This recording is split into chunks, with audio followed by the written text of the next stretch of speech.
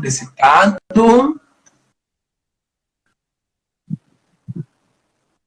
Oi, Messias, boa noite. Olá, boa noite. E tá todo mundo me ouvindo bem? Tá, eu tô ouvindo bem. Então, todo mundo ouvindo bem? Responda aí pra gente. O pessoal que tá aí, deixa eu ver quem é que tá aqui na live. Que agora eu tenho um negócio que eu posso... Antes eu fazia live e eu tinha que botar uns livros atrás, agora não. Eu tenho... Bia tá aí, fulô... Isso aqui é um papel de parede, né? Ah, é! Gente, o Messias tava um preparando. Pano, é um pano. Não, não é pano não, mas poderia ser um pano também. Fica a dica aí pra quem não tem livros pra expor, aí pode usar um pano com vários livros, uma prateleira cheia, aí paga que nem a gente de intelectual. Os meus estão aqui do lado, não dá pra ver não, porque eu uso aqui uma mesa, aí se eu voltar pra lá não fica legal, então, pano de fundo. Pô, então, eu ia falar sobre literatura, né? Aí tinha que ter livros pra, tipo, me servir de ponte também. E Claro. Entrar no clima, né? Claro. Enquanto as pessoas... Gente, quem tá na live, segue aquilo que eu falei, ó. Manda aí no aviãozinho pro pessoal. Vou mandar o aviãozinho agora também, peraí. Pode ir mandando o aviãozinho. Enquanto vocês mandam o aviãozinho, eu vou apresentar o nosso convidado da nossa nova live. Messias Martins, que vai falar pra gente sobre literatura negra como processo de cura. Messias Martins, em 2016, criou o canal no YouTube Litera Negra, que aborda discussões que são geradas de inquietações que seu próprio idealizador tem sobre a literatura negra no Brasil e no mundo como um todo. O canal surgiu pela necessidade de, naquele período, não existia um recorte dentro da plataforma do YouTube que debatia sobre o tema, e os que tinham, se tinham, eram poucos. Vale a pena conferir o canal no YouTube, que tem um lindo lema, que foi o que me fisgou desde o início que eu continuei assistindo o canal. Litera Negra, o rolê do povo negro na literatura. Seja muito bem-vindo, Messias. Muito obrigado por ter aceito o convite. Viu, obrigado, né? Eu tava assistindo lá o canal. Eu tava lá assistindo o canal e falei, não, gente, a gente tem que levar esse cara. Não, é ótimo. Você pode se apresentar e falar um pouco pra gente, antes de falar sobre o tema, falar um pouco sobre o canal, de onde veio a ideia, falar sobre ele. Eu prometo fazer um merchan sobre o seu canal. Beleza, esse é o meu momento, né? Minha mãe disse que ia entrar pra ver, mas até agora ela não entrou.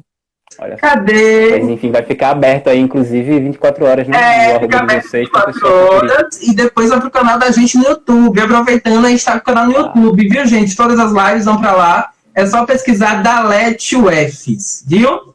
Pode ir, Messias. Então, gente, vou logo adiantando que essa é a minha primeira live. Então, vamos com calma, vamos devagarzinho que a gente chega longe. Devagar sempre. E, primeiramente, eu queria agradecer o pessoal do Dalete. Assim, fiquei muito feliz com o convite. E, enfim, eu acho que vai ser um momento muito bom que a gente vai passar aqui juntos, né? Essa conversa é uma troca, né? Como a literatura em si. Claro. Então, falando um pouquinho do canal, você introduziu ele muito bem, assim... Começou em 2016, assim, várias coisas estavam acontecendo no Brasil e no mundo também em 2016. E também comigo, não era diferente. Eu tinha acabado de entrar para fazer História, licenciatura em História na UFPE. Era agosto de 2016. E eu já vinha alimentando esse sentimento de fazer um canal que a gente pudesse conversar um pouquinho sobre livros. Porque antes de 2016, antes de eu entrar na universidade, né, assim, a última vez que eu tinha feito o vestibular, eu tinha 18 anos, já era a terceira tentativa, e quando não consegui entrar, assim, várias coisas aconteceram, precisei trabalhar, já trabalhava antes, mas enfim, acabei colocando de lado essa pretensão de fazer universidade. 10 anos depois eu estou lá fazendo o Enem novamente e eu consigo entrar para fazer História na UFPE, que era onde eu sempre queria fazer. E aí eu somei isso à trajetória que eu tinha no tempo que eu estava trabalhando enquanto livreiro. Trabalhei alguns anos em algumas livrarias. Uma delas é culturalmente conhecida por explorar seus funcionários. Né? É só dar um Google aí que vocês vão saber de quem eu estou falando. E, enfim, nesse período, sempre que aparecia algum autor novo, alguma obra nova, era tendência entre a gente livreiro entrar no YouTube e ver alguma referência sobre esses livros. Sim. E aí eu estava começando a me interessar por literatura de autores negros, e aí eu procurava algumas recomendações e eu não encontrava nada, né? que tivesse dentro desse vasto universo literário que tem o YouTube com vários booktubers, como chamavam na época. Não havia nenhum recorte específico, talvez porque nenhum booktuber também era negro, assim, não que eu conhecesse. Sim. E aí foi alimentando esse sentimento no meu coração. Quando eu entrei para fazer história, já foi pelo desejo de contar histórias principalmente que não foram contadas pra gente, né? Porque eu lembro muito bem da 7ª série, uma aula de história, onde o professor disse que a gente era descendente de escravos. E aquilo ficou na minha mente, assim. E durante muito tempo fui pensando sobre isso e vi que ele só tinha contado uma parte da história, né? Que muito antes da gente descender de escravizados, essas pessoas também tinham suas famílias, tinham seu local de ocupação na sociedade. Muitos eram reis, guerreiros, médicos, agricultores, enfim, sem querer romantizar a monarquia, né? A gente descende de reis e rainhas, assim, Wakanda Forever. E aí o canal nasce em 2016, fruto dessas inquietações. O primeiro vídeo não poderia ser outro, se não fosse o Quarto de Despejo, de Carolina Maria de Jesus. Inclusive, ela faz parte da nossa Santíssima Trindade. Vocês podem ver na logo do Litera Negra, tem a Carolina, a Angela Davis e a Conceição Evaristo. Faz parte do nosso canone. E, enfim, eu acho que é um pouquinho daí. Ótimo. Antes de eu pedir para você explanar sobre o tema, você, quando trabalhou na livraria, percebeu que livros de escritores negros não chegavam tanto às livrarias? Para a sua percepção naquele período? Porque outro dia, e até hoje, eu ainda tenho uma certa dificuldade para encontrar, eu percebo ainda. Por exemplo, teve um dia que eu fui atrás de um livro sobre o candomblé, e eu tive que ir em 3 livrarias para encontrar algo. E olha que foi na capital, né? Na capital, Salvador. E eu tive essa certa dificuldade. Você sentia isso? Você viu lá como funcionário? Você sentia que não tinha tantos ou eram poucos? Fazem alguns anos, né? A última vez que eu trabalhei como livreiro foi 2015, 2016. E já naquela época, assim, não havia uma grande demanda, assim, as pessoas, na verdade, estavam começando a procurar sobre esses livros. Sim. Havia até uma confusão muito comum, né, de muita gente que cresceu acreditando que a África era um país.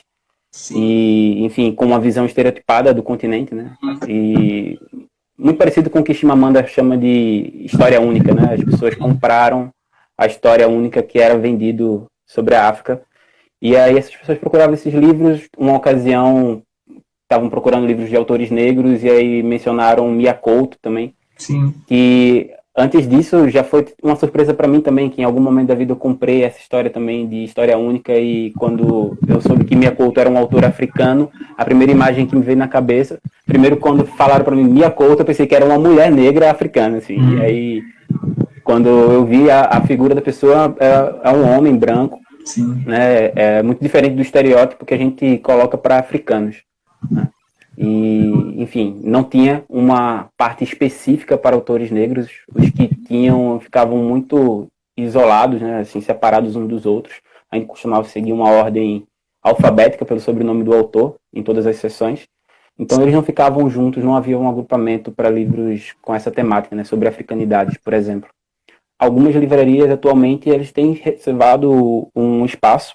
Sim. Mas aí você vai ver, né, o espaço acaba sendo de 2 prateleiras para a quantidade imensurável que tem de produção acadêmica a respeito, né, sobre o candomblé mesmo, como você falou. Ainda mais, né, eu estando em Salvador, né, foi aí que eu percebi isso. Eu queria que você introduzisse, falasse um pouco sobre o tema, né, que o tema de hoje, para quem está chegando agora, está embaixo, é a literatura negra como um processo de cura. Então eu queria que você fizesse uma breve explanação sobre o tema e o porquê da escolha desse tema. Quando a gente chama um convidado, a gente pede ao convidado que ele escolha o tema, que ele tenha mais afinidade. E essa frase, né, chama muita atenção. Então eu queria que você explanasse um pouco sobre o tema. Tá bom. Então, quando foi me feito o convite, a gente já estava dentro da quarentena. E já estava dentro também da análise do auxílio emergencial. Sim. Então, eram coisas que afligiam a gente cotidianamente, né? E aí, quando veio o convite, assim, como é que a gente pode falar sobre literatura tendo todas essas coisas acontecendo, né? Assim, e aí vai muito de uma visão que a gente tem em particular quanto ao que é literatura, né? Ao que é poesia. Tem gente que simplesmente cataloga como um aspecto, uma representação artística, né? Quando, na verdade, eu parto do princípio que literatura, poesia, contos, é uma forma alternativa da gente enxergar a realidade e também de pensar mundos novos, né? Assim, às vezes até futuros emancipatórios. E aí, pensando sobre isso, sobre esse momento que a gente está vivendo, assim, antes da gente se adiantar no tema, é muito preciso que a gente tenha calma, né? Assim, a gente respire, a gente lembre de Denise cantando com uma voz belíssima, sabe? Essa força que faz ela cantar, de alguma forma, acaba tomando outras formas, né? Para ocupar outros corações. E ela acaba pulsando dentro da gente, faz a gente expressar ela das mais variadas formas, quer seja num livro, quer seja numa música, quer seja contando histórias. E é muito disso que o Literatura Negra se propõe, a contar as histórias que não foram contadas, né? E aí, assim, a gente precisa, né, a gente olha para fora aqui pela janela, a gente sabe que só hoje, acho que 300 pessoas morreram de coronavírus de ontem para hoje, né? E aí, desde a semana passada, a gente tem tido um aumento exponencial de vítimas pelo coronavírus, né? A gente saiu já, assim, há pouco tempo do número de 100 óbitos por dia. A gente chegou ao número de 200 óbitos por dia, a gente chegou ao número de 300 óbitos por dia. Há uns 2 dias atrás, a gente perdeu 407 pessoas para o Covid. E, enfim, como é que a gente pode parar nesse momento para falar sobre literatura ou para pegar para ler um livro? Tem tanta coisa para fazer, os boletos continuam chegando apesar da pandemia e eles não vêm infectar, eles não vêm, ninguém passou álcool em gel neles antes de eles chegarem até a gente. E o auxílio emergencial continua em análise, sai da análise, diz que os dados são inconclusivos, você tem que fazer de novo e volta para a análise, é o brilho eterno de uma análise sem fim. E enquanto isso, a vida continua acontecendo, né? Mas nessa da vida continuar acontecendo, a gente precisa lembrar que ela já acontecia antes, né? Assim, embora a gente esteja vivendo situações extremas, né? Famílias inteiras que já passaram da linha de pobreza e que agora não tem nada de comer em casa, a gente, quando está nesse momento, a gente precisa parar um pouco, respirar, levantar a cabeça, olhar ao redor e ver que isso não é uma grande novidade, né, para a vida de muitas pessoas. Embora ninguém já tenha passado por uma pandemia mundial, assim, a gente vive num país que ele é recordista em desigualdades, né, campeão mundial em desigualdades. E, enfim, tendo isso em mente, se a gente olha, né, através da literatura, através da poesia, que outras pessoas já tiveram que passar por situações de vírus e também por situações de vermes, né? Porque para a gente, na atualidade, além da gente ter que lidar com o Covid-19, a gente tem que lidar ainda com o verme que ocupa a presidência. E, enfim, mas o problema não é só o que se apresenta durante a quarentena, né? Porque, assim, a forma com que as pessoas que detêm o poder escolhem, né, dar continuidade ao cotidiano, ao seu status quo, né, faz com que umas pessoas sejam beneficiadas em detrimento de outras, né? E essas outras são milhares, assim, e a cada dia elas crescem mais. E, enfim, a gente está vivendo pela pandemia agora, outras pessoas já passaram por isso também. Guerras podem estourar na nossa frente, sabe, pela nossa janela, mas o mundo tem estado em guerra há muito tempo, né? Assim, o que foi a administração Obama, por exemplo, que apesar de ter ganhado ali em 2009 o Prêmio Nobel da Paz, ele não passou nem um único dia do seu governo, naqueles 8 anos de mandato, sem os Estados Unidos estar em guerra declarada a algum país. Sim, foi uma coisa que nenhum outro presidente dos Estados Unidos fez. Assim, nem o Bush, né, o Bush filho, na sua famigerada guerra ao terror. Nem Roosevelt, que enfrentou ali a Segunda Guerra Mundial. né? Então, assim, se a gente vai falar de pandemia e dessa loucura que é a quarentena, continuando esse pensamento, o que foi a própria Segunda Guerra, né? O que foi o nazifascismo, sabe? O que foi os campos de concentração, o que foi também Hiroshima e Nagasaki. Assim, uma outra forma de expressão dessa voz que pulsa dentro da gente é o rapper, né? E eu lembro muito de um rapper que eu gosto muito, o Eduardo Tadeu, falando sobre Hiroshima e os terroristas da história. E eu tendo a acreditar no Eduardo. E o que foi Hiroshima e Nagasaki, né? Uma bomba nuclear em cada uma delas, depois da guerra ter terminado, só para mostrar para os outros países e para a União Soviética em especial que conseguiram desenvolver a energia atômica. E, enfim, esse é o mesmo país, né, que pregou por muito tempo ser a terra da liberdade e a terra das oportunidades. E a gente deve se perguntar liberdade para quem e oportunidade para quem, né? Assim, o que foi a luta pelos direitos civis nos Estados Unidos. Tem um jogo de computador chamado Wolfenstein, assim, eu joguei ele há muito tempo atrás, mas tem uma parte do jogo, acho que é Wolfenstein 2, e a história é o que acontece com o mundo caso caso o nazismo tenha vencido a Segunda Guerra Mundial. O que acontece com o mundo? A Alemanha ela ganhou. Assim, mostra um cenário, principalmente nos Estados Unidos, onde passa boa parte do jogo, não muito diferente do que foi, de fato, os Estados Unidos logo após a guerra, né? Os anos 50, os anos 60, com cruzes incendiadas nos quintais das comunidades negras, com bombas explodindo dentro de igrejas, né, despedaçando crianças negras. E, enfim, com linchamentos públicos, com enforcamentos. Assim, se o nazifascismo tivesse vencido a guerra para aquele jogo, naquele cenário, as coisas não seriam muito diferentes do que foi a realidade. Assim, eu também tendo a acreditar nisso, assim, porque era uma história de poucos dias atrás e continua sendo a história de hoje. Porque a gente está falando do país que tem o maior número de carcerários atualmente, sabe? E, assim, existem mais pessoas negras e imigrantes, né, de um modo geral, presos hoje nos Estados Unidos do que havia de africanos escravizados durante a escravidão, assim. É uma coisa assombrosa.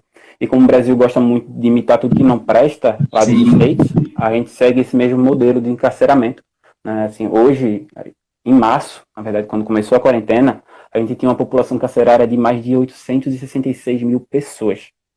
Dessas, 370 mil pessoas estavam lá naquele regime que é para aguardando julgamento.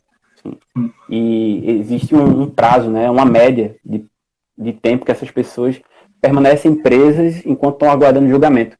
E aí varia de 1 ano, que é a média nacional, para a média de Pernambuco, que é de quase 2 anos e meio. Pessoa lá encarcerada, esperando o julgamento, onde muitas vezes ela foi presa injustamente. Sabe? Estava onde não devia estar aos olhos de quem se diz autoridade. E, assim, pensando, né, nas coisas que a gente está vivendo agora, olho um pouquinho para trás e vejo que a gente não evoluiu muito, né, tanto assim. Sim, aqui mesmo no Brasil, a abolição decretada em 1888, já se foram lá 130 anos, né, e a gente vê o genocídio cotidiano nas favelas, o que diminuiu exponencialmente justamente por causa do coronavírus, porque só no Rio de Janeiro, por exemplo, teve uma redução de 60% no número de ações da PM dentro das comunidades, das favelas, e, consequentemente, teve um menor número de vítimas no mesmo período do ano passado. Assim. Enfim, é uma situação complicada, né? Mas, se a gente olha principalmente para quem vem antes da gente, a gente vê que a vida nunca foi lá esse mar de rosas, assim, para a maioria da população. Lembro de Racionais, assim, quando o Mano Brown fala no capítulo 4, versículo 3, que a fúria negra ressuscita outra vez. Quando a gente pega essa passagem, a gente entende que se a fúria negra está ressuscitando outra vez, então ela não é nenhuma novidade. Assim. Não era uma novidade para os Racionais, eles estavam falando sobre isso. E aí a gente olha para os nossos antepassados e a gente vê que essa fúria já estava presente em seus corações. Né? E, enfim, uma obra que fala muito sobre essa fúria é essa aqui, Os Jacobinos Negros, do C.L.R. James. Assim, o canal, quando ele começou em 2016, né, eu estava entrando na universidade, e aí acabou, a gente estava vivendo também aqueles dias de golpe, né? Contra Dilma, contra a democracia. Foi Não quase que a nesse democracia período tenha por sido... agora, né? Foi bem próximo, 2016, né? Sim. E aí, algumas universidades, né, foram ocupadas pelos estudantes, que eram contrários àquela PEC da morte, que ficou chamada de a PEC 95, que ela congelava investimentos em saúde e educação por 20 anos. Então, vários estudantes ocuparam as universidades, não só a UFPE, mas foram mais de 1.000 instituições de todo o Brasil contra a PEC, que acabou passando. E, enfim, o caos que a gente está vendo hoje na saúde, muito se dá por conta dessa PEC. Então, acho que vocês deveriam ouvir mais os estudantes. E aí, o canal voltou no ano passado, em 2019, com a segunda temporada, e o livro que a gente escolheu foi justamente esse, Os Jacobinos Negros. E é muito interessante o momento que o livro foi escrito, por quem o livro foi escrito também. Eu costumo sempre ambientar as pessoas no canal, quando pego algum livro, falar de onde vem o autor, as referências que esse autor tinha, como foi a construção social dele, o seu núcleo familiar, e, enfim, todas as coisas que convergiram para que esse livro chegasse até a nossa mão. Então, o nome desse cara, o C.L.R. James, ele nasceu no começo do século passado, era 1808, em Trinidad e Tobago, né, que na época era ainda uma colônia da Inglaterra.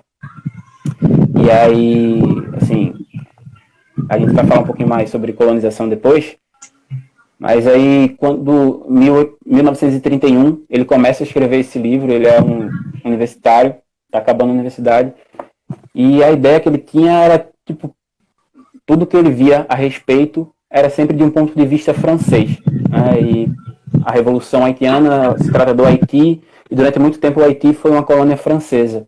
Então eram os próprios colonizadores contando a história dos colonizados. Assim, foi assim durante a colônia, e era assim até a época do James, quando ele resolve escrever Jacobinos Negros. E só vem publicar esse livro em 1938. Assim, o que é que está acontecendo no mundo em 1938? Né? Assim, tem aí as ideias do nazifascismo tomando conta de toda a Europa como câncer.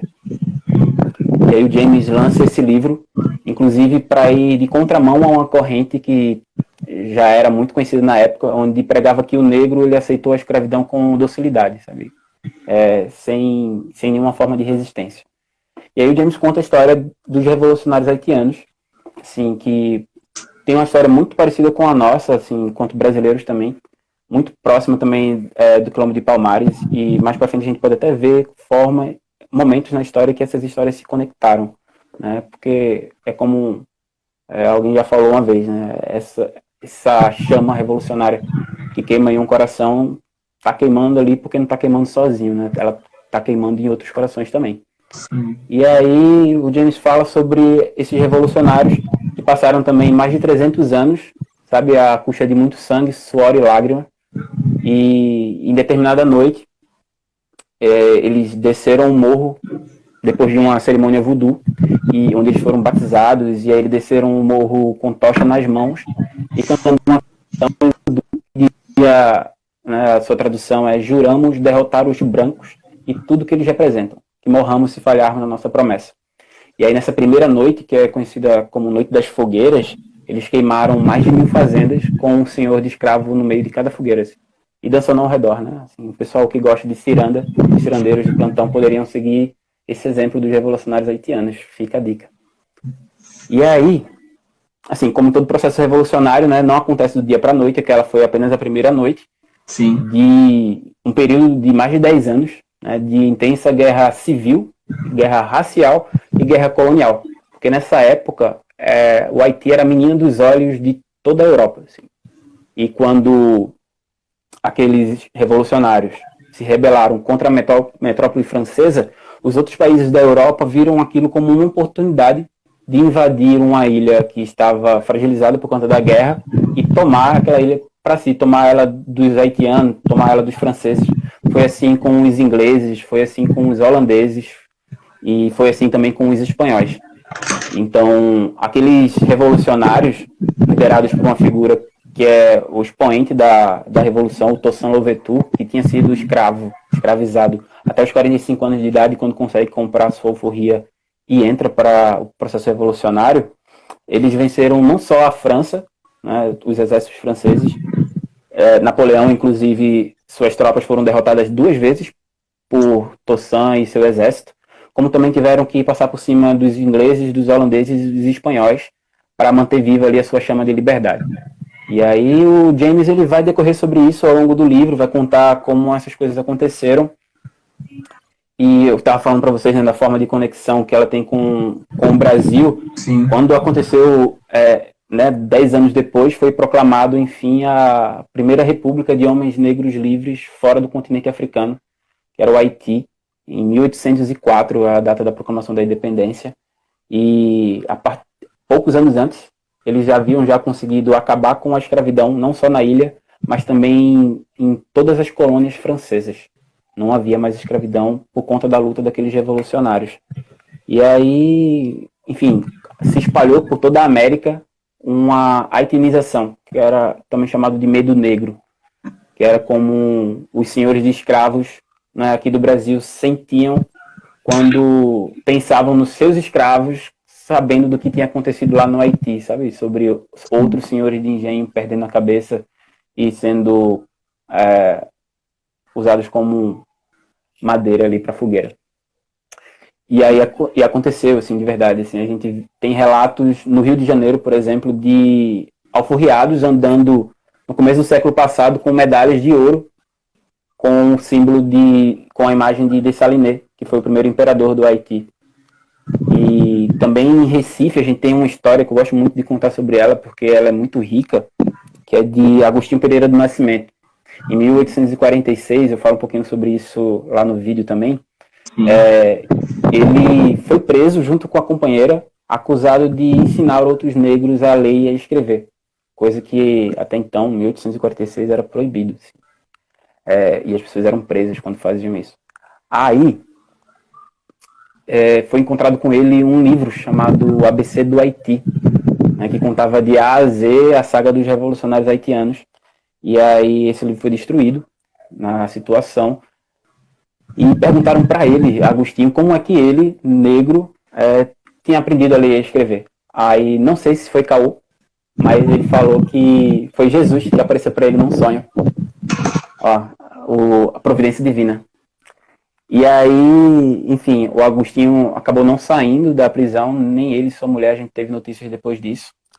Uma história muito parecida com o que aconteceu com o Amarildo, né, que em 2013, no Rio de Janeiro, entrou numa UPP e, enfim, nunca mais foi visto. E, enfim, a gente ainda precisa perguntar, mesmo depois desse tempo todo, onde estão os gestos mortais do Amarildo, né? É o mínimo que poderia ser feito pela família dele. E, enfim, aí esse Agostinho, ele estava, na ocasião da sua prisão, ele tinha cerca de 300 seguidores em Recife. Sim. E aí ligaram os pontos e viram que ele estava tentando fazer uma insurreição em Recife contra a escravidão, a partir do que ele estava lendo sobre a Revolução Haitiana e do cotidiano, né, que ele vivia, tanto ele quanto os cidadãos ali. E aí, enfim, a gente já ligou as coisas, né? Deixa eu ver. Antes eu queria pedir uma coisa, para você mostrar o livro, para a gente tirar o print e para quem não pôde... Isso! Pessoal da equipe, tira aí o print, que depois a gente vai colocar, editar as indicações que o Messias está dando. Aí a primeira indicação dele. Pode continuar, Messias. Então, vai aparecer algumas pelo caminho. Sim.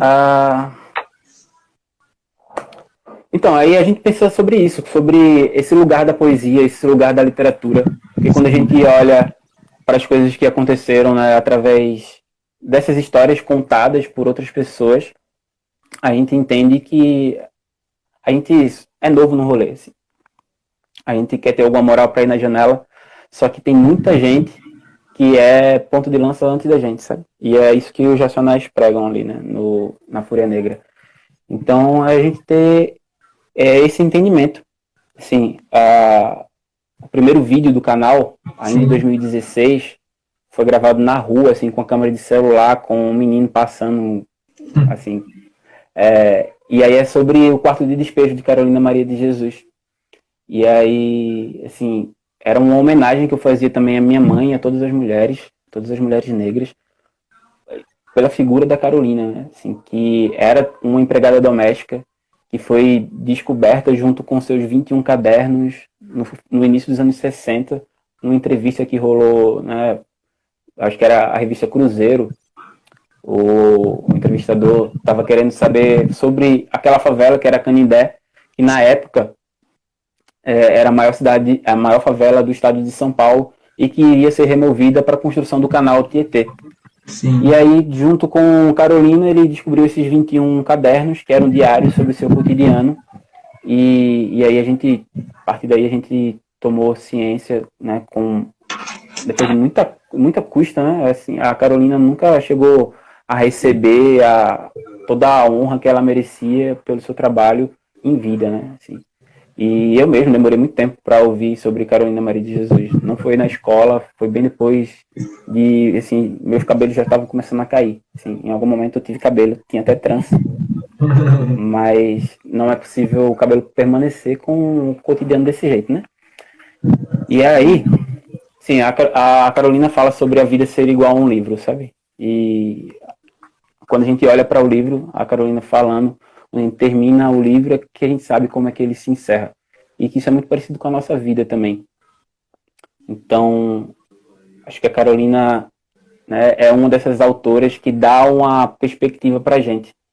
Uma outra autora que também aparece lá no canal, sim, é essa aqui, ó, a Conceição Evaristo. Com esse livro aqui, ó, Ponciá Vicêncio, se o pessoal quiser tirar print. Tirem print, que aí a gente edita e põe lá no feed organizadozinho, bonitinho. Tirem o print. Então, inclusive, eu não sei se você sabe, não sei se você percebeu, mas a nossa gestão do DA, Escrevivências, é em homenagem a ela, a Conceição Evaristo.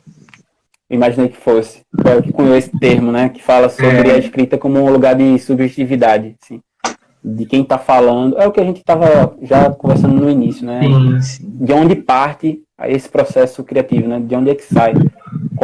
De quem é a mão que está segurando a caneta, né? E aí, tipo, tanto Carolina, quanto Conceição, quanto o Agostinho, quanto os revolucionários haitianos, eles fazem parte de um cânone de pessoas que bateram o pé, firmaram ele no chão e disseram que eles queriam ser, sim, os autores da sua própria história. E a história da Ponciá Vicêncio, a própria Conceição já falou que muito se parece com a vida dela também. E aí a gente vê a trajetória de uma menina junto com sua família, reivindicando seu lugar na história, né? Assim, de fugir dessa tentativa de apagamento. Então, assim, é um outro livro que eu recomendo muito para a gente entender esse momento que a gente está passando e para a gente cuidar da cabeça também, né? Claro. Ponciá Vicêncio. O que mais a gente pode falar?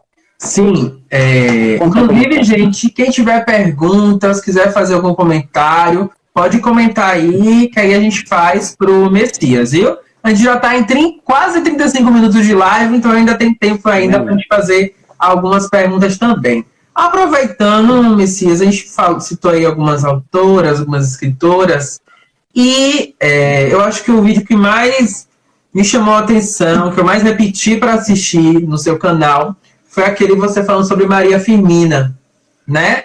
A primeira escritora... Isso! Tirei print, que esse livro merece. A primeira escritora negra do Brasil, né? E que, durante muito tempo, o livro tem toda uma história, né? Que aí você vai falar um pouquinho pra gente. Porque quando eu li o livro, eu acho que o que me encanta mais, além do livro, é a história, né? Traz do livro, né? Então, a Maria Firmina, ela não intitulou, primeiramente, o livro ao nome dela. Ela escreveu, né, a Maranhense, né, com todo aquele contexto histórico que ela viveu. Então, eu queria que você falasse um pouquinho pra gente sobre isso, né? E já naquele período, a Maria Firmina, ela foi calada, né? Só a escrita dela foi achada anos depois e que pode, atualmente, existir iguais, né? Muitas pessoas caladas, muitas escritoras caladas, negras, que não colocam a sua escrita para todos, ou não estão tendo acesso. Então, Então eu queria que você falasse um pouquinho para a gente sobre isso, sobre a importância desse livro e sobre essas Marias que estão aí pelo nosso Brasil e que precisam ser lidas e precisam ser faladas. Então, essa Maria, como você bem falou, quando escreveu esse livro, não podia autografar ele, assinar pelo seu nome, e aí ela chama de Amaranhense, né? Assina como Amaranhense. Esse livro é publicado em 1868, então a gente tem a publicação do primeiro livro de uma mulher negra e abolicionista, não só no Brasil, mas também em toda a América Latina. E, como você mesmo falou, ela já sofreu uma tentativa de apagamento, né, ao longo da história. Tanto que se vocês colocarem aí no Google Maria Firmina dos Reis, vai aparecer algumas imagens para vocês, nenhuma foto que a gente possa atestar, né, dizendo que essa é a branca. Nenhuma foto que a gente possa apontar o dedo e dizer essa é a Carolina, essa é a Maria Firmina. Então, e aí ela nasceu, né, ali no início da independência, assim. Alguns autores dizem que foi em 1822, outros 1825, né, e aí filho de pais escravos, ela consegue a alforria, ela consegue estudar também, ela era muito inteligente e autodidata, e quando ela se forma, ela é a primeira mulher negra a se formar no magistério no Maranhão, né? E havia toda uma cerimônia onde consistia que escravos levassem aqueles formandos em carroças, né, que eram apoiadas nos ombros até a cerimônia. E a própria mãe da Maria colocou essa sugestão e ela fincou o pé dizendo que não, porque para ela negro não nasceu para carregar ninguém no braço, assim, nos ombros. E, enfim, desde a sua juventude, ela já tinha sensibilidade de olhar para o seu cotidiano e ver que ela e outras pessoas eram privadas da liberdade, né? E, enfim, aí ela publica esse livro ele cai no esquecimento, ele só é descoberto pelo seu bibliógrafo, assim, no início dos anos 70, assim, era 1971, quando descobrem o livro e começam a republicá-lo, né? Essa aqui é a edição da editora Zouk. Sim. E muito boa, tem várias editoras, eu vi pelo menos umas 4 editoras que trazem Úrsula. E é uma leitura obrigatória, assim, porque embora ela apresente o plano de fundo, né, de Úrsula e de Tancredo, 2 jovens brancos, e a gente é apresentado aquela que parece ser uma história de amor juvenil, quando na verdade ela vai colocando outros personagens interagindo com o que a gente entende por personagem principal, né? E são escravizados, vai apresentando o Túlio, vai apresentando a Adelaide, e aí a gente vai vendo através dos olhos desses personagens o cotidiano da escravidão, né? Como a própria Adelaide tinha sido sequestrada ainda na África, né? Assim, deixando para trás uma filha pequena e também um marido, e sendo acorrentada e trazida para a América atravessando o Atlântico dentro de um navio negreiro. Então, assim, é muito bom essa obra para a gente ter uma ideia de como essas coisas aconteceram, sabe? De tudo que aconteceu para a gente chegar até aqui, né? E aí, enfim, recomendo muito essa obra. Fica a dica aí para vocês, Úrsula. O que mais a gente pode falar? Eu queria perguntar aqui, Messias, uma pergunta aqui, seria aqui. Sobre, quem tiver perguntas pode mandar, ainda temos tempo. Seria sobre a conexão da literatura com a realidade, né? A gente partindo do propósito de que ocorre uma ligação entre a literatura e nossa ancestralidade, a história de luta e resistência de outros povos explorados e oprimidos. Através da literatura a gente sabe como aquelas pessoas passaram, né? Pelos campos de concentração, trabalhos forçados, colonialismo, escravidão, extermínio. Agora a gente partindo agora para a realidade. O que você espera da conexão da literatura pós esse tempo de pandemia? Então, é uma pergunta, assim, como é que a gente pode responder essa pergunta? A literatura, ela sempre esteve conectada com a realidade, né? Como a gente estava falando no início, ela é uma outra forma da gente enxergar o mundo. tanto de forma material, quanto Sim. os desejos que a gente tem quanto ao futuro também. Então, através da literatura, a gente vê uma infinidade de autores, né, que eram pessoas como a gente, assim, que estava vivenciando o seu tempo presente e as coisas estavam acontecendo e como é que eles se posicionavam diante daquilo, né? Como é que eles lidavam com uma questão como a colonização. Sim. Como é que eles lidavam com questões como o assassinato, o estupro, o trabalho forçado, sabe, a fome provocada e, enfim. E aí eu penso em alguns autores, alguns deles aparecem nesse livro aqui, ó. Print. Revolução Africana. De quem é o livro? Revolução Africana. O livro é da editora Autêntica. Sim. Autêntica não, desculpa, gente. É da editora Autonomia Literária. Sim. E aí ele é organizado por Jones Manuel, que apresenta um prefácio brilhante, Sim. e também o Gabriel Landi. E aí ele fala sobre, assim, ele traz vários textos de vários revolucionários africanos, como Tomás Sankara, Amílcar Cabral, Agostinho Neto, Samora Machel, pessoas que até então a maioria dessas pessoas eram desconhecidas para mim também. E, enfim, e aí apresenta eles em cada país, né, respectivo, e como é que eles estavam lidando com aquele processo de colonização, de nova colonização, né? Porque embora a Segunda Guerra Mundial tenha acabado em 45, Sim. assim, eu não lembro de nenhum país europeu abrindo mão das suas colônias na França, na África, assim, de bom grado, né? Assim, o explorador ele nunca vai tirar a foice do seu gogó pela sua benevolência. E aí a gente vê nessa vida desses revolucionários a forma como que eles se posicionaram com isso.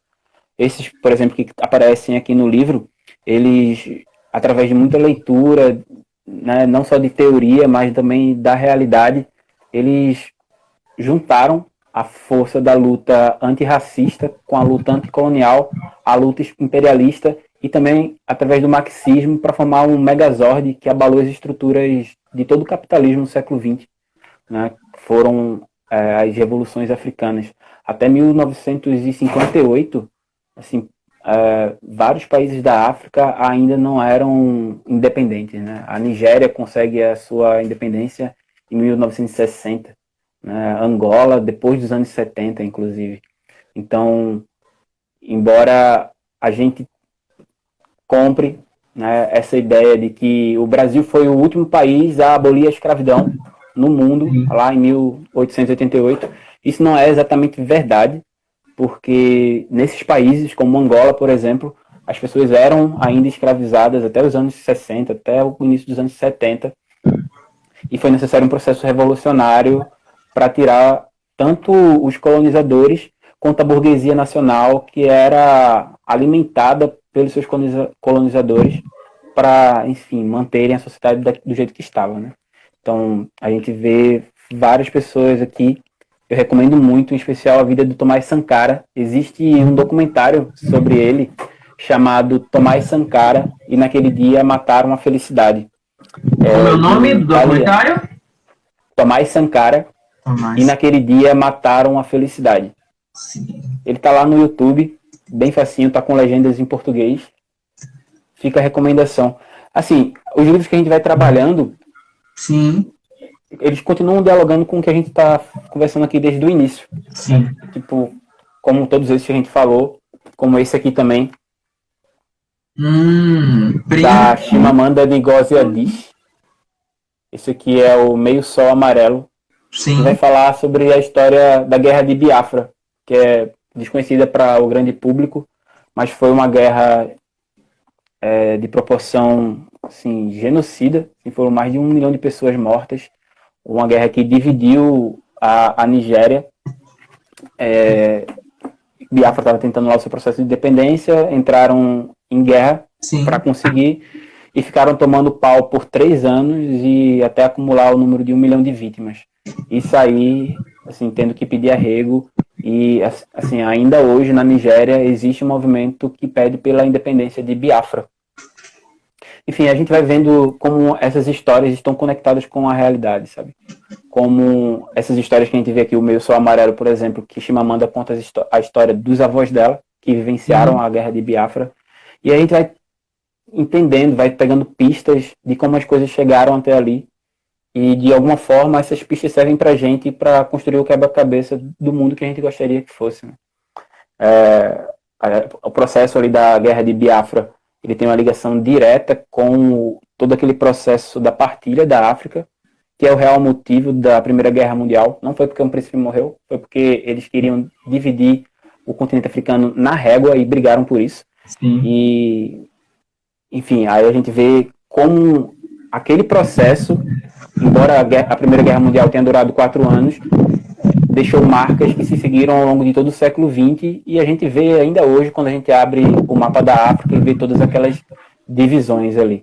Sim, todo o processo genocida que foi a colonização belga, que pouca gente fala, assim, dos zoológicos humanos, assim, é uma coisa aterradora. Então, a gente tem alguma experiência quando o assunto é terror, né? Então, eu acho que através dessas obras, a gente pode primeiro respirar, ver que tem muita gente na correria há muito tempo e usar, como eu estava falando, essas obras de pistas para a gente construir um mundo melhor. Construir falas melhores e ser humanos melhores, né? Messias, já estamos quase chegando a 50 minutos de live, mas já temos alguns comentários aqui, algumas perguntas. Falaram do seu sotaque, que acharam o seu sotaque lindo. E... Na verdade... Pode falar. Não, é que não é sotaque, é patrimônio histórico. A gente que vem lá de Pernambuco, todo mundo carrega patrimônio histórico quando fala. Assim. Eu sou natural de Olinda, que é uma favela chamada Ilha do Rato. Sim. E, sim, é de onde eu vim. É a minha quebrada, mas se puder dizer. Pronto. Falaram também, teve a Gegis Melo, ela falou: existe um texto do Raymond Williams, o nome é Base versus Superestrutura, que fala sobre como a arte é reflexo da sociedade em diferentes tempos. Muito bom. Ela deu essa dica aí pra gente, viu? Teve também uns salves Pernambuco. E tem uma pergunta aqui, tem duas. Vou fazer logo uma, tá bom? A gente está chegando a exatamente 50 minutos de live, né? Quando dá 1 hora o Instagram quebra, né? Então dá tempo da gente fazer uma pergunta, 2 e fazer a explanação final, tá bom? Professor, Tudo nosso. Gostaria de saber sua suposição de como a literatura negra vai reagir à necropolítica atual. Pergunta do Sávio. Eu acho que a literatura negra que tem nos sido apresentada até então, ela nos dá uma resposta de como é que ela vai continuar reagindo, porque a gente vai passar, né, desse momento que a gente está vivendo. Só que tem muita gente que se engana achando que as coisas vão melhorar, elas vão demorar muito ainda para voltar a alguma normalidade. Só que a gente deve questionar, né, pela nossa própria leitura da realidade e também pela própria produção literária que chega até a gente, que normalidade é essa que a gente tanto quer voltar, sabe? Assim, entender a realidade já como, a normalidade já como parte do problema. E a quarentena ela só veio para acentuar esses problemas. Pós-quarentena, a gente vai precisar continuar pensando em formas de uma sociedade que seja livre do domínio da exploração do homem pelo homem, sabe? Que seja livre das novas formas de colonização. Eu gosto muito de um autor que a gente já trabalhou no canal também, chamado Frantz Fanon. Eu não estou com o livro dele aqui, mas se chama Pele Negra, Máscaras Brancas. Eu vou anotar para eu colocar no feed. Fanon é um dos meus autores preferidos, assim, e pela própria trajetória dele, sim, muito parecido também com o que aconteceu com o C.L.R. James. Lembra que a gente estava conversando no início? O Fanon, ele nasceu na Martinica, que é uma ilha ali perto da América Central, um arquipélago, e aí ele aprendeu tanto na escola quanto nas instituições do Estado que ele era francês. Até que com 18 anos ele vai estudar medicina na França, e lá em Paris, com os franceses, ele não consegue se enxergar enquanto francês, por causa dos próprios franceses que viam um impedimento ali na cor da sua pele. E aí ele descobre que eu não sou francês, eu sou negro. E aí, fruto dessas experiências e do acúmulo que ele teve na universidade também, ele escreveu um livro chamado Pele Negra, Máscaras Brancas, que trabalha muito sobre essa construção da identidade, que é uma construção de identidade que é toda fabricada e moldada pelo colonizador, e que a gente precisa, assim, antes de mudar o mundo, a gente precisa mudar o nosso pensamento, a gente precisa passar por um processo de descolonização do pensamento para daí então a gente poder mudar a realidade. Acho que Fanon é uma outra pessoa que dá bastante pistas a respeito. E acho que é isso. Temos mais uma outra pergunta aqui, que dá tempo da gente fazer, ainda pedir a explanação final. Quais foram as suas primeiras leituras, literaturas que lhe instigaram na juventude? Você lembra? Uhum. Lembro, sim. Eu tinha cabelo na época. Era muito saudoso, assim, me traz muita nostalgia. E assim, era... Como é que eu chamo essa literatura? Algumas pessoas chamam ela de gospel. Sim. Porque eu era gospel também, sim. Na verdade, foi durante 15 anos evangélico. Sim. E aí foi na igreja que eu tomei gosto pelos livros, assim, né? Eu lembro que eu tinha 16 anos, quando estava na entrada da igreja, e eles tinham montado uma livraria pequena lá para ser vendido alguns livros. E eu passei rapidamente olhando por eles assim, e um desses livros me chamou a atenção, porque ele tinha um aspecto bem surrado, sabe? Como um livro bastante usado, e me estranhou ele estar ali junto de livros novos. Aí eu fui até ele e vi que, na verdade, era o design do livro, né? O livro se chamava O Evangelho Maltrapilho, de Dona Mani, e aí falava justamente sobre esse evangelho de Jesus, que era dos pobres e para os pobres, e que em algum momento da história as pessoas maltrataram tanto, surraram tanto, que jogaram ao esquecimento, e assim ficou um evangelho de trapos. E aí foi através do Brennan que eu tomei gosto a ler outros autores, né? Ele falava muito sobre C.S. Lewis, e aí eu fui querer saber quem era C.S. Lewis, e vi que era o autor de Crônicas de Nárnia, e aí eu comecei a ler sobre Nárnia e me apaixonar por Aslan, e, enfim, buscar formas que Aslan ocupava o mundo na realidade, né? Como ele fala que no mundo dos meninos lá ele era apresentado por outro nome. E, enfim, essa literatura me introduziu a muita coisa. O próprio C.S. Lewis me introduziu ao Tolkien. Sim. E aí foi onde eu conheci o Senhor dos Anéis e me apaixonei pelo Senhor dos Anéis. E aí foi indo, assim, só ladeira abaixo. Foi se apaixonando ainda mais pela leitura. Temos mais uma pergunta. Professor, nesse momento o senhor acredita que já passou da hora de pensarmos o panafricanismo no viés nacionalista como forma de sobrevivência? Quer que eu repita? Não, tudo bem. Entendeu? De quem foi a pergunta? Do Sávio. Sávio, mais uma vez, fez mais uma pergunta. Então, Sávio e todo mundo, acho que eu, sem querer ser repetitivo, mas acho que a gente passou por alguns autores e nos dão um encaminhamento para essas dúvidas, né? A gente precisa, para além de uma luta nacionalista, precisa ter o entendimento dela como uma luta internacionalista, sabe? Uma coisa que o Congresso de Baku dos Povos do Oriente, lá em 1920, assim, Baku é a capital do Afeganistão, também conhecido como cu do mundo, sim. E em 1920 organizaram um congresso lá que, através de todo o acúmulo que eles conseguiram no congresso, eles saíram com um novo lema, né, que era trabalhadores e povos explorados do mundo univos.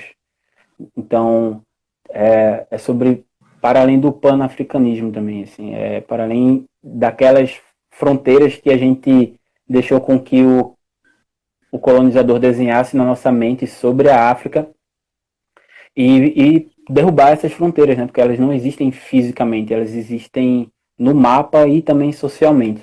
E aí acho que esses autores que a gente foi vendo, o Tomás Sankara, o Amilcar Cabral, o Agostinho Neto, o Samura Machel, eles dão encaminhamentos para a gente que a gente entenda, né, a luta não como lutas isoladas, né? Sim. Sim, porque o próprio Tomás Sankara, assim, ele, né, foi um dos principais nomes da revolução ali em Burkina Faso, que era chamado de Alto Volta, e quando Sankara consegue a independência, né, daquela colônia francesa, né, porque apesar de ser um país independente, ainda era muito subjugado à França, ele muda algumas coisas, né, como o nome do país, que deixa de ser Alto Volta, que era uma herança colonial, para Burkina Faso, que significa Terra dos Homens Livres ou Terra dos Homens Íntegros. E aí também intitula algumas coisas, como o acesso universal à saúde, à educação, a proibição da mutilação da genitália feminina, que era uma coisa muito comum em Burkina Faso e em diversos outros países africanos, e com a conveniência das metrópoles, sabe, e do imperialismo estadunidense, principalmente.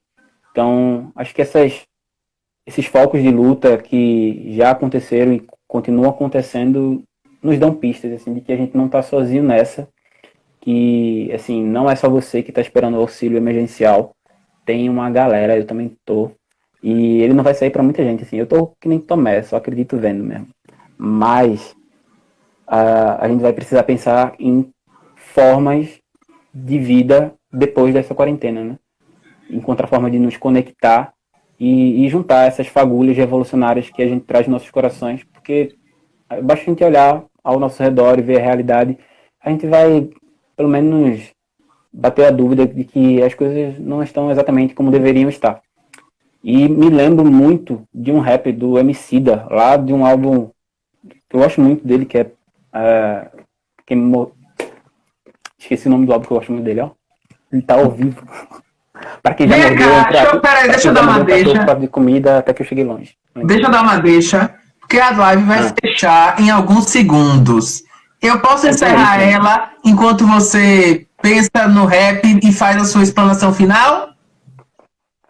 Pra gente não ter interrompido. Já vai acabar? Já deu. Voltar, né? Pronto. Aí você pensa no rap e já pensa a sua explanação final, tá bom? Eu vou encerrar aqui para o Instagram não quebrar isso, que tá tão bom. A gente próprio quebra ele e volta, viu? Deixa eu voltar aqui. Enquanto ele olha aí o rap, a gente chegava. Teve uma pessoa que pediu para você cantar o rap. E aí? Então, vou recitar o rap, não vou cantar, não vai ser dessa vez. Pronto. O álbum se chama Pra Quem Já Mordeu um Cachorro por um Prato de Comida Até Que Eu Cheguei Longe. Se ela faz ideia. E aí eu acho que ela serve muito bem pra gente entender esse momento que a gente tá, que não é uma novidade, apesar de ser a pandemia em si uma novidade, mas esse cotidiano de pouco, sabe? De sofrência, sabe? Da gente ter que lutar cotidianamente para pagar os boletos, assim, esse sobreviver não é sobrevida, né? Eu me lembro muito, né, da Angela Davis, ela tem um livro chamado Liberdade é uma Luta Constante, e fala muito sobre isso, né? Sobre a continuidade dessa luta para que ela continue existindo, né? Para que a liberdade continue existindo. E aí eu, por sua vez, lembro de Nina Simone, quando ela falava que liberdade é você não ter medo.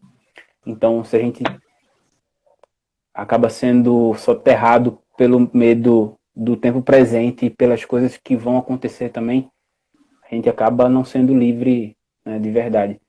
Então, enfim, o rap do Emicida fala um negócio mais ou menos assim, que Tupac já dizia: algumas coisas nunca mudam, são regras do mundão. Perdi a conta de quantos escondem a bolsa se eu digo que horas são. Taxistas perguntam mais que policiais a mim. Sim, é indescritível como é ruim. Nasci vilão, só veneno, e com o incentivo que me dão, errado eu tô se eu não virar mesmo. Suor na cara, levando o currículo cara a pé, porque onde eu moro, o buzo não para. Chão de barro, meio-dia, inspirando piada nos boys e transpirando medo nas tias. Tudo é tão óbvio, você não vê e vai juntando ingredientes da bomba relógio. Eu sinto dor, eu sinto ódio. É quente, sem nem saber o nome dessa gente. Católica, de bem, linda. Você já notou, e é o que eu nem falei a minha cor ainda. Se ela faz ideia do que é ver vidro subir ou alguém correr quando avistar você, explica para assistente social que quem educa a gente Vou ficar. Ah, gente, coisa do ao vivo, né? Se vira nos 30. Enfim, eu acho que é muito bom pra gente ver sobre essa realidade que a gente tá vivendo, sabe? E aí, não perder essas coisas de mente. Não perder essa fúria negra que o Racionais falou anteriormente. E, enfim, eu já posso emendar com a despedida, agradecendo a todo mundo que ficou. Como é o nome do rap para eu escrever aqui? Se ela faz ideia. Se ela faz ideia. Pronto. Desde já quero, antes de você fazer a sua explanação final, agradecer por você ter aceito o convite. É um convite de um seguidor do canal, entendeu? Sigam o canal no YouTube, entendeu? É muito importante a gente divulgar, a gente compartilhar coisas boas. Tem muita gente aí que diz que é influência na rede social, mas é desinfluencer. E quando a gente vê um canal, alguém bacana, que traz ideias que agregam muito a gente, isso é muito bom a gente divulgar. Eu sempre bato naquela tecla. Você divulga uma live de um cantor famoso, mas você não divulga o trabalho do seu amigo que está começando, então você não é amigo, entendeu? Então a gente tem que começar a olhar mais para o outro e principalmente ver também o que a gente acompanha em rede social e tudo mais, que tem muita gente boa, muito assunto bacana por aí, ainda escondido, mas que a gente precisa valorizar. Então é de um seguidor do seu canal, entendeu? Um apoiador. Muito obrigado, viu, por você ter aceito. Que eu sempre procuro. Eu fiz uma pergunta outro dia para um escritor, o que é que ele aconselharia a jovens escritores? Ele indicaria ler, e se aquele escritor tinha vergonha de postar, dizer que ele está escrevendo aquilo, o que é que ele ia perder se ele fizesse isso? Então, existir pessoas aqui nessa live que têm o mesmo intuito do Messias, de ser booktuber, falar, escrever, expor sua arte, não se escondam. Muitos já foram calados, mas está na hora da gente começar a olhar e a ouvir muitas falas que são necessárias. Então, desde já, Messias, em meu nome, em nome do Dalete, como a Vitória falou aqui, bora divulgar sempre os nossos.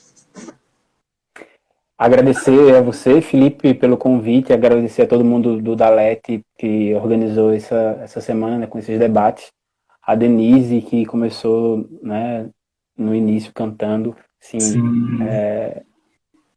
parabéns a vocês, de verdade, muito obrigado pela oportunidade. E, assim, é o que você falou, a gente tem que colocar a cara no mundo.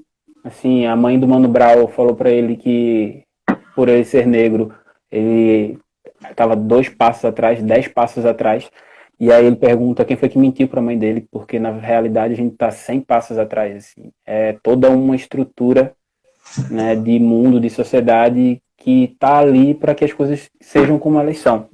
Então, vai muito da gente querer que elas continuem assim ou, enfim, pensar em algo diferente. E aí quando a gente vai lá na literatura, a gente vê que outras pessoas pensaram um mundo diferente e colocaram em prática, né? Tem até um poema que eu separei aqui para vocês, que eu acho que fala muito sobre isso aí. É de um livro da Conceição. Sim. O nome do poema se chama Certidão de Óbito. E aí ele diz assim: os ossos de nossos antepassados colhem as nossas perenes lágrimas pelos mortos de hoje. Os olhos dos nossos antepassados, negras estrelas tingidas de sangue, elevam-se das profundezas do tempo, cuidando de nossa dolorida memória. A terra está coberta de valas, e a qualquer descuido da vida, a morte é certa. A bala não erra o alvo. No escuro, um corpo negro bambeia e dança. A certidão de óbito, os antigos sabem, veio lavrada desde os negreiros. Então, eu acho que a gente pode ficar com Conceição e com esse entendimento da realidade, né? Que não é só sobre a gente. E vamos permanecer vivo. Sim, malandragem de verdade é viver, já dizia o poeta. Vamos ficar em casa. Quarentena não é prova de competitividade, não é prova de produtividade também. Vamos guardar na nossa cabeça que a gente precisa estar com a cabeça boa para enfrentar as coisas que vão vir pela frente, porque elas não são fáceis. Então, eu deixo essas recomendações. Eu queria sugerir para vocês também um som, né, que saiu esses dias, Sim. que é a mixtape do Lado A. São os meninos do Você rap. poderia repetir, Messias? O nome deles é Lado A. Sim. E eu vou até mandar o link para você da mixtape que eles lançaram. Sim. E, assim, é perfeita. Acho que fala muito sobre o lugar que a gente está vivendo. E aí você falou, né, sobre o pessoal sempre compartilhar lives e músicas de grandes personalidades. Muitas pessoas que acabam cagando e andando pra gente. Sim. Mas, assim, eu acho bom a gente apoiar os dos nossos, né? Colocar pra frente. E, enfim, tem essa mixtape, que é De Volta ao Lugar, muito boa. Inclusive, eu faço parte da autoria de uma das músicas, junto com o Dejá, que é o Direito de Ir e Vir. Deixo a recomendação para vocês. E, gente, é isso, eu acho, né? Tamo aí. Obrigado a todo mundo que chegou, obrigado a todo mundo que ficou. Todo mundo que foi e voltou. Foi e voltou. E para lembrar, né, os seguidores do Messias, do Litera Negra, seguem a gente. E os seguidores da gente, segue aqui o Messias no Instagram e segue também lá ele no YouTube. Para finalizar, como é o lema do canal? É o rolê do povo negro na literatura. E fiquem atentos que essa semana ainda vai estar lançando um novo vídeo sobre esse livro aqui, ó. O Mundo se Despedaça, de Chinua Achebe, e fala muito sobre o processo de colonização que a Nigéria passou, né, com a invasão do europeu, do homem branco, dos missionários. Assim, muito bom. E aí a gente vai conversar um pouquinho sobre esse livro, sobre o personagem que é o Okonkwo, e sobre como ele tentou resistir à colonização. E também um pouquinho sobre a Aimé Césaire. Ele faz uma crítica, assim, antológica aos europeus e sobre a questão da colonização, sobre cada europeu trazer dentro do seu coração um Hitler, porque se eles estavam abismados com o nazismo, eles estavam abismados não contra o crime contra a humanidade, mas sim contra o crime contra o homem branco, contra os europeus. Porque o que Hitler colocou na Europa não foi nada diferente do que franceses, belgas, ingleses, espanhóis, italianos já haviam infligido nos continentes americanos, no continente africano, no continente asiático também. Então fica a dica aí, fiquem atentos, vai estar saindo mais um vídeo no Rolê do Povo Negro na Literatura. Segue a gente nas redes sociais, tem o @literanegra aqui no Instagram, o @literanegra também no Twitter, tem o Litera Negra no Facebook. Se você quiser ajudar a gente a manter e melhorar o canal, assim, você pode fazer isso através do Apoia-se, que é um site de colaboração coletiva, né? A partir de R$1, você pode ajudar a manter e fortalecer o canal. Apoia-se/Litera Negra. E é isso, gente. Valeu mesmo. E quando esse vídeo ele vai estar disponível aqui no nosso Instagram durante 24 horas, depois ele vai para o YouTube, vou mandar também para o Messias. E se alguma editora estiver vendo também, né? Mandar livro para o Messias fazer os vídeos também, né? É importante. O pessoal fica pedindo, faz livro tal, faz livro tal. Aí, gente, assim, tô desempregado. Assim, eu ia começar a trabalhar na semana que teve o início da quarentena. Aí a chefe lá adiou a contratação para só Deus sabe quando. E a gente tá naquele brilho eterno da análise sem fim, né? Mas resistiremos. E vai resistir mesmo. Muito obrigado, viu, Messias? Enquanto você estava aí se arrumando, eu convidei uma amiga que apareceu aqui na live, que está lá fora do país fazendo intercâmbio, para ela mandar uma mensagem agora para a gente e para os calouros também, que a gente está dedicando esses dias a eles. Então fica aí assistindo. Isso! Iam começar a aula hoje. Então, aprendizados, né? Vamos ver isso como também um aprendizado. Isso mesmo. Muito obrigado, viu? Muita paz, muito axé para todos vocês aí, para quem tava aí, e para aquela gatinha linda aí que apareceu aí também, viu? Tá bom. Mandou um miado. Valeu, tchau.